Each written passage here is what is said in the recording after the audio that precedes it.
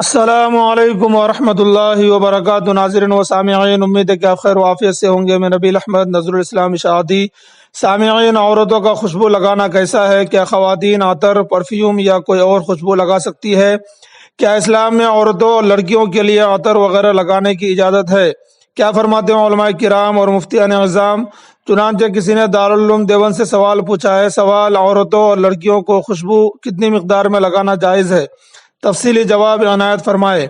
دارالعلوم دیوبند کا جواب آتا ہے۔ جواب: بسم اللہ الرحمن الرحیم۔ عورت خوشبو لگا سکتی ہے، لیکن عورت کو ایسی خوشبو لگانے کا حکم ہے جس کی مہک کم ہو اور اس میں رنگ غالب ہو۔ عورتوں کے لیے بھڑکدار اور پھیلنے والی خوشبو لگا کر گھر سے باہر نکلنا جائز نہیں، چاہے کم مقدار میں ہو۔ ہاں، عورت اگر اپنے گھر کے اندر اپنے شوہر کے لیے عطر اور بھڑکدار خوشبو استعمال کرے تو مذائقہ نہیں، لیکن گھر میں اگر نامحرم افراد بھی ہوں تو ایسی خوشبو کے استعمال سے اجتناب کرے۔ کسی عورت یا لڑکی کے لیے نامحرم کی خاطر خوشبو لگانا حرام و ناجائز ہے۔ سامعین، امید ہے کہ آپ کو پوری بات سمجھ میں آ گئی ہوگی۔ ویڈیو کے متعلق آپ کی کیا رائے ہے کمنٹ کر کے ضرور بتائیں۔ چینل پر نئے ہیں تو چینل کو ضرور سبسکرائب کریں۔ السلام علیکم ورحمۃ اللہ وبرکاتہ۔